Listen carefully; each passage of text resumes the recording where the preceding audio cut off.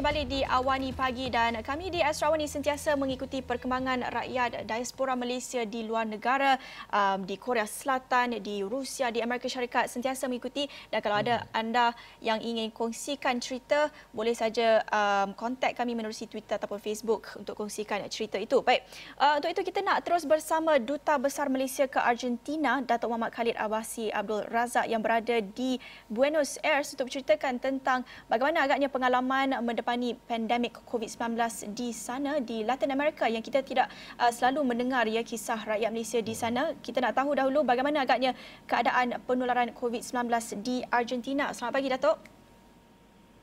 Waalaikumsalam, Alhamdulillah. Tak berjaga. Ya, selamat pagi. Kita nak tahu bagaimana keadaan terkini di Argentina. Pertamanya saya ucapkan terima kasih kepada Hafizi dan Naila kerana memberi peluang ini. Jadi di Argentina pada hari ini terdapatnya sebanyak 2,941 kes positif COVID-19 dengan 136 kematian. Dan dari segi kes ini adalah 736. Dan kami di Kedutaan Besar di Argentina juga mengawal clear atau jurisdiksi kami adalah juga bagi negara Paraguay dan Uruguay.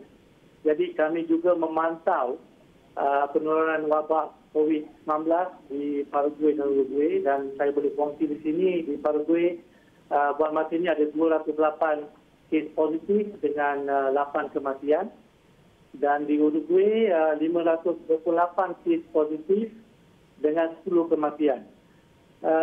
Dan untuk maklumat semua, di Argentina kes pertama COVID telah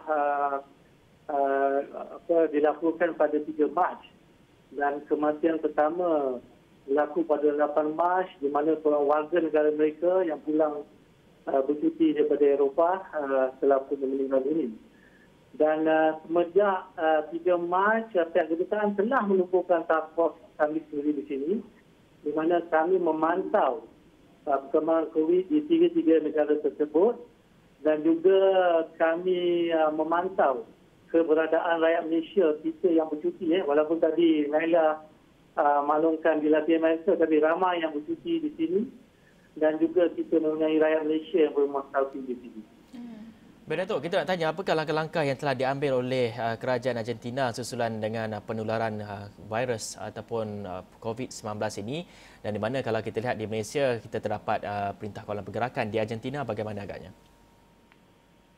Ya, okey. Satu soalan yang amat baik. Dan seperti juga di Malaysia, di sini pada 19 Mac, Presiden Argentina telah mengumumkan apa yang dipanggil mandatory quarantine atau quarantine wajib, di mana quarantine wajib ini menghadkan perjalanan, pergerakan orang ramai, dan juga penutupan sepadan dan wilayah Argentina. So, dalam mandatory quarantine ini atau quarantine wajib, hanya 3 sektor telah dibenarkan untuk beroperasi, iaitu farmasi, pasar raya dan juga stesen minyak. Walaupun perkhidmatan awam beroperasi, pengangkutan awam beroperasi, tapi hanya terlalu minimal, ya, hanya bagi pekerja yang maksud saya menggunakan pengangkutan awam. Tetapi bagi lain semua tidak dibenarkan, termasuk pada waktu tersebut, maksud saya pada 20 Mac, di mana dikuasakan mereka tidak membenarkan langsung sektor-sektor lain beroperasi seperti pembankan dan sebagainya. Dan dalam mandatory quarantine ini, di mana seperti di Malaysia, telah dikuasakan oleh institusi keselamatan seperti polis dan juga tentera. Dan pada pesalah, mereka akan dikenakan tindakan undang-undang, di mana dikenakan denda. Buat masa ni RM700 lah, bersamaan RM10,000 Argentinian peso. Dan mereka boleh dipenjara bagi tempoh 6 bulan hingga 2 tahun. Dan satu yang amat menarik untuk saya laporkan adalah pada hari ini terdapat 50,000 orang bersalah, dan di mana sebanyak 3,645 kenderaan telah disita. Jadi, they are very serious on this. And ini merupakan langkah yang telah diadakan dan kuarantin ni telah pun di-extend atau ditambah 2 kali. Pertamanya saya katakan tadi 20 Mac sampai 31 Mac dan pada 30 Mac beliau Presiden telah membuat sekali lagi untuk sampai 12 April dan pada 10 April baru-baru ini telah dilanjutkan sehingga 26 April. Ya, Datuk, agak ketat ya perintah kawalan ataupun perintah berkurung lockdown di sana dan melihat kepada itu, adakah kedutaan sudah menerima beberapa panggilan bantuan daripada rakyat Malaysia yang mungkin ada meluahkan keinginan untuk balik, untuk pulang kerana kita lihat di UK, di US ada beberapa rakyat Malaysia yang sudah pun pulang. Jadi bagaimana pula di Argentina? Sudah pastinya selepas perintah kuarantin wajib ni dipuaskan, pada masa itu terdapat lebih kurang hampir 60 orang rakyat Malaysia sedang bercuti dan mereka telah menghubungi kami dan dengan perancangan yang rapi dan tepat kami berjaya memberikan bantuan konselor di mana kami membantu mereka untuk mendapatkan tiket penerbangan dan juga menjadikan tempat tinggal dan sebagainya.